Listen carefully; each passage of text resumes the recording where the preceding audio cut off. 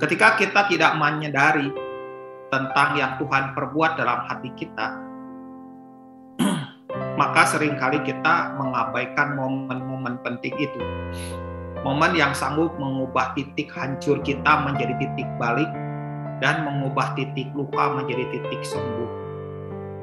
Ini adalah momen di mana Tuhan ingin bergerak dalam hidup kita, dan biasanya Tuhan bergerak di daerah di mana kita punya titik hancur.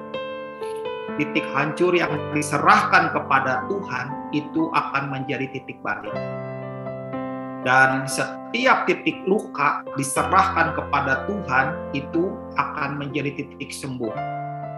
Dan ketika titik balik dan titik sembuh itu kita selalu mengikuti momen-momen ilahi yang Tuhan munculkan, maka titik balik dan titik sembuh itu akan menjadi titik di mana pengurapan mengalir dengan kuat dalam hidup kita.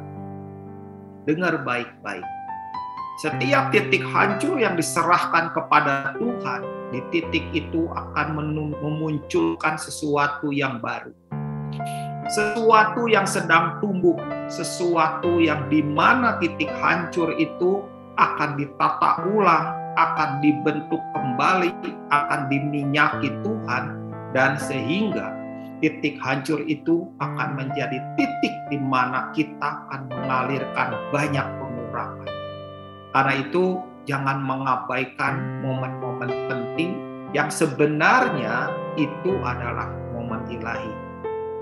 Jangan mengabaikan, karena Tuhan akan melintasi hidup kita. Tuhan seperti kepada Yakub, tiba-tiba kita berada di satu tempat itu menjadi tempat di mana Yakub sendiri berkata, ini adalah rumah Allah. Tempat di mana Tuhan muncul. Tempat di mana yang tidak jelas menjadi jelas.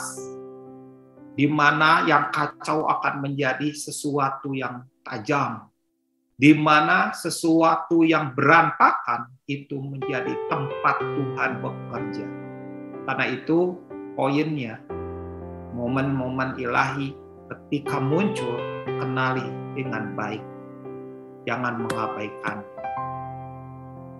Karena itu bangunlah manusia rohmu dengan baik. Kenalilah momen ilahi yang muncul, supaya ketika momen ilahi itu muncul, banyak orang akan dilawat Tuhan lewat hidup kita. Kenapa? Karena momen ilahi yang dalam hidup kita itu akan membesar, terus meluber, terus mengalir, terus, dan itu banyak orang di sekitar kita yang dijamah. Karena itu bangun hidupmu dengan benar. Jangan hentikan apa yang Tuhan bangun. Jangan rusak, bahkan jangan bunuh momen ilahi yang ada dalam hati kita. Setiap kali momen ilahi muncul, responlah dengan benar. Kenapa? Karena itu akan mengubah banyak orang. Ini adalah respon yang kedua, yaitu adalah membiarkan luka dalam hati kita itu menjadi sembuh. Di sini dituliskan tentang mereka memilih untuk melepaskan diri dari cengkraman peristiwa-peristiwa yang menyakitkan dan menyedihkan. Mereka memposisikan hati mereka untuk mengalami pemulihan dan kesembuhan, dan mereka menyediakan hati mereka untuk mengalami intervensi ilahi.